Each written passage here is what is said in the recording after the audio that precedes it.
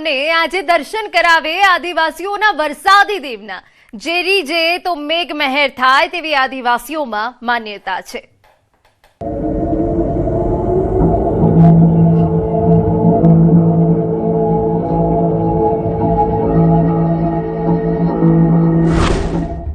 કહાની એવી કે જે પહેલા સાંભળી નથી। વરસાદ સારો વરસે અને ખેતી સારી થાય એના માટે આદિવાસી સમાજના લોકો અહીં આવે છે અને ખૂબ જ શ્રદ્ધાપૂર્વક આ વરસાદી દેવ એટલે કે પાનદેવની પૂજા કરે છે। કહાની સાથે જોડાયેલી નિશાનીઓ એવી જે પહેલા જોઈ નથી। જો જોઈ પણ લીધી હોત તો આંખો પર વિશ્વાસ ન આવે। જેનો સંબંધ છે આદિવાસીઓ સાથે, જેનો સંબંધ છે વરસાદ સાથે। આદિવાસીઓના વરસાદી દેવ, જેમની પાઘડીમાં છુપાયું છે વરસાદનું રહસ્ય। આ પાઘડી જે ચઢાવવાથી તુરંત મળે છે પરિણામ। પાઘડી પર ટીપા અને તુરંત વરસાદ। અમે પણ અહીં પૂજા કરવા માટે આવીએ છીએ। એનું પરિણામ અમને તાત્કાલિક જ અહીં જોવામાં આવે છે કે આ દેવને જે આપણે પાઘડી તરીકે ચડાવવા આવે છે ને, તો એને તરત જ ભેજ જેવી આવી જાય એટલે અમને સંકેત મળી જાય છે કે અત્યારે વરસાદ થવાનો જ છે। આદિવાસીઓની અનોખી આસ્થા કહો કે ચમત્કાર, આદિવાસીઓની માન્યતા કહો કે હકીકત, પણ લોકોનું કહેવું છે કે આ ચમત્કાર સદીઓથી થતો આવે છે। સારા વરસાદ માટે આદિવાસી સમાજ વર્ષોથી આ રીતે જ વરસાદી દેવનું પૂજન કરે છે। દક્ષિણ ગુજરાતમાં 100 ઇંચથી વધુ વરસાદ પાછળની માન્યતા। દક્ષિણ ગુજરાતના આદિવાસીઓ માટે પવિત્ર સ્થળ એટલે વલસાડના ધરમપુરના પીપરોડ નજીક ડુંગર પર આવેલો અભિનાથ ગઢ। આ ગઢ પર બિરાજમાન અભિનાથ મહાદેવ એટલે કે વરસાદી દેવ દરેક આદિવાસીઓના આસ્થાનું પ્રતીક છે। ગાઢ જંગલની વચ્ચે આવેલું આ મંદિર દક્ષિણ ગુજરાતના આદિવાસીઓ માટે આસ્થાનું સૌથી પવિત્ર સ્થાન છે।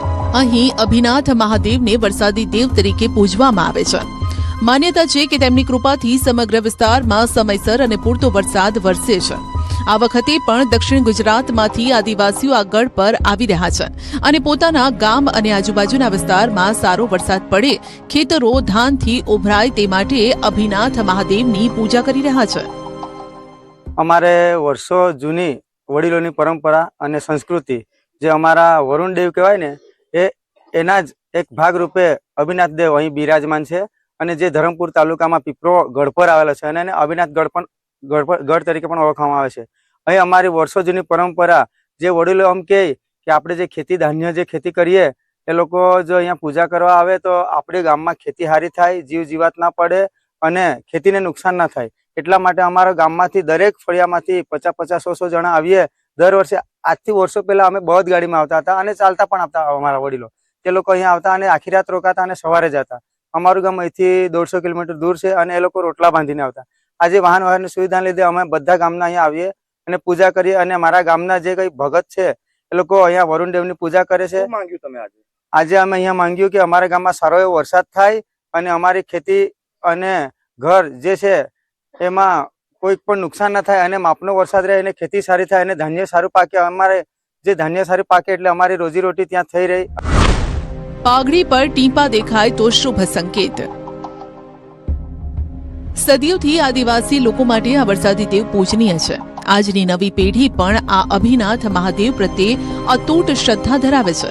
સદીઓથી આ જંગલ પર બિરાજમાન આ જાગતા દેવ આદિવાસીઓ માટે આશીર્વાદ સમાન છે। દક્ષિણ ગુજરાતના આદિવાસી ગામોમાંથી ભક્તો મોટી સંખ્યામાં ચોમાસામાં પૂજા અર્ચના માટે આવે છે। સ્થાનિક લોકોમાં એવી પણ માન્યતા છે કે જ્યારે ભક્તો સાચા મનથી પ્રાર્થના કરે છે ત્યારે ભગવાનની પાઘડી પર વરસાદના ટીપા દેખાવા લાગે છે, જેને સારા વરસાદનો શુભ સંકેત મનાય છે। વર્ષોથી આ પરંપરા અને માન્યતા આજે પણ અવિરત ચાલી રહી છે। હજારો શ્રદ્ધાળુઓ આ ચમત્કારિક અનુભૂતિ સાથે જોડાયેલા છે। અમે અહીં દર વર્ષે અમારા વડીલો આવે તેવી રીતે અમે પણ અહીં પૂજા કરવા માટે આવીએ છીએ। એનું પરિણામ અમને તાત્કાલિક જ અહીં જોવામાં આવે છે કે આ દેવને જે આપણે પાઘડી તરીકે ચડાવવા આવે છે ને, તો એને તરત જ ભેજ જેવી આવી જાય એટલે અમને સંકેત મળી જાય છે કે અત્યારે વરસાદ થવાનો જ છે। આ રીતની છે તો વર્ષોથી પરંપરા ચાલી આવેલ છે, એના પરથી અમારે વડીલો બી આ રીતે પૂજા કરીને અહીંથી જતા હતા। આદિવાસીઓ માટે વરસાદ જીવનનો આધાર। આદિવાસી સમાજ માટે વરસાદ માત્ર ઋતુ નથી, પરંતુ જીવનનો આધાર છે. વરસાદ સારો પડે તો જંગલો જીવંત રહે, નદીઓ વહેતી રહે, પશુઓને ચારો મળે અને ખેતરોમાં સમૃદ્ધ પાક થાય.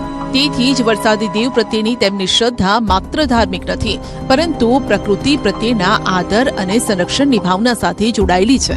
વર્ષો પહેલા જ્યારે રસ્તાઓ કે વાહનોની સુવિધા ન હતી, ત્યારે આદિવાસી પરિવારો પગપાળા આ ડુંગર ચઢી અહીં પહોંચતા, આખી રાત રોકાઈ ભજન પૂજન કરતા, વરસાદ માટે પ્રાર્થના કરતા. ધરમપુરના રાજાઓ પણ આ મંદિરે દર્શન કરવા આવતા. સ્થાનિક માન્યતા મુજબ તેઓ જ્યારે પણ અહીં પૂજા કરવા આવતા ત્યારે વરસાદ જરૂર વરસતો. આજે અમે અહીંયા વરસાદને માટે અહીંયા બધા આવેલા, એટલે અરુણદેવને અમે વિનંતી કરી કે અમને સારી રીતે વરસાદ પડે, વધારા પણ નહીં, વસી પણ નહીં, આપણે માપણી વરસાદ પડવું જોઈએ અને ઉગવું જોઈએ, પાક આવવું જોઈએ સારી રીતે. આ જગતમાં બધાને જ, આપણને નહીં પણ બધાની જ જરૂર છે. તો અમે છે ને એને શેરીફળ અને મરઘા અને દીવા ને અગરબત્તી કરી, ફૂલ તો ન્યા પાડે, સિંદૂર ખાલી મૂકવાના આવે એટલું જ. તે માટે અમે અહીંયા બધી વસ્તુ લાવીને એને ચડાવી, અરુણદેવની સેવા કરી, કંસારીની સેવા કરી, પછી ગાયત્રીની માતાની સેવા કરી, બધા જ દેવોની નામ લઈને અહીંયા અમે બોલીને એને વિનંતી કરી કે અમને પાક સારી રીતે આવે તો વરસાદ તમે બરોબર પાડશે અને માપનો વધારા પણ નહીં, વધશું પણ નહીં, તો સારી રીતે પાક આવશે. અભિનાથ મહાદેવ મંદિરની વિશેષ રચના. આ મંદિર જ અનોખું નથી, પરંતુ તેની રચના પણ અનોખી છે. મંદિરની રચનામાં પણ ચમત્કારની કહાની છુપાયેલી છે. મંદિરના નિર્માણમાં લોખંડનો ઉપયોગ કરવામાં આવ્યો નથી. માત્ર લાકડા, વાંસ, જંગલમાંથી મળતી કુદરતી સામગ્રીથી બનેલું આ મંદિર આજે પણ અડીખમ ઊભું છે. ધરમપુરમાં ભારે વરસાદ અને વાવાઝોડા છતાં મંદિરને કોઈ નુકસાન નથી થયું. સૌથી આશ્ચર્યજનક વાત એ છે કે મંદિરની અંદર બિરાજમાન મહાદેવ પર વરસાદનું એક ટીપું પણ નથી પડતું. ચોમાસા પહેલા સારા વરસાદની આશાએ આવતા દેવના ભક્તો સારો વરસાદ અને પ્રકૃતિના જતન માટે વરસાદી દેવ સમક્ષ માન્યતા માને છે. આ જાગતા દેવ તમામ આદિવાસીઓની મનોકામના ચોક્કસથી પૂર્ણ કરે છે. આદિવાસીઓનું માનવું છે કે આ માન્યતાના કારણે જ દક્ષિણ ગુજરાતમાં 100 ઇંચથી વધુ વરસાદ દર વર્ષે પડે છે. ઊંઝા એટલે કે અહીં જે દેવ છે, અભિનાથ દેવ એટલે કે પાનદેવ ને વરસાદી દેવ તરીકે પણ ઓળખાય છે. ખાસ કરીને સમગ્ર આદિવાસી વિસ્તારમાં, ઇવન વલસાડ થી માંડીને નવસારી, ડાંગ, નાસિકના જે આપણા આદિવાસી સમાજના લોકો છે એને આ દેવમાં ખૂબ જ આસ્થા છે. વરસાદ સારો વરસે અને ખેતી સારી થાય એના માટે આદિવાસી સમાજના લોકો અહીં આવે છે અને ખૂબ જ શ્રદ્ધાપૂર્વક આ વરસાદી દેવ એટલે કે પાનદેવની પૂજા કરે છે. પોતે માનતા રાખે છે, શ્રીફળ પણ ચડાવે છે અને મરઘા, બકરા પણ ચડાવે છે. પોતપોતાની માનતા પ્રમાણે ગામના બધા સમૂહમાં લોકો અહીં આવતા હોય છે, ખુશખુશાલ થઈને આવે છે અને માનતા રાખે છે. અને ફરી પાછા જ્યારે ખેતીનો પાક તૈયાર થઈ જશે તો ફરીથી પાછા અહીં પૂજા કરવા આવે છે. ચોમાસું પૂર્ણ થયા બાદ જ્યારે સારો પાક તૈયાર થાય છે ત્યારે આદિવાસી સમાજ ફરી એકવાર અભિનાથ મહાદેવના દર્શન કરવા આવે છે. વરસાદી દેવનો આભાર વ્યક્ત કરે છે. વારે તહેવારે પણ આદિવાસી સમાજના લોકો અભિનાથ મહાદેવના દર્શને આવતા રહે છે. અહીંયા અભિનાથ દેવ છે, એને અમારે આદિવાસીમાં પાનદેવ પણ કહેવાય છે અને વરુણદેવ બી કે વરસાદી દેવ પણ કહીએ છીએ. કઈ રીતે પૂજા કરો? એને નારિયેળ, મરઘા, બકરાની પણ માનત રાખે છે. શું માંગો? સારો પાક થાય, સુખ શાંતિ ઘરમાં મળે, એમના માટે દર વર્ષે અમે અહીંયા આવતા છીએ.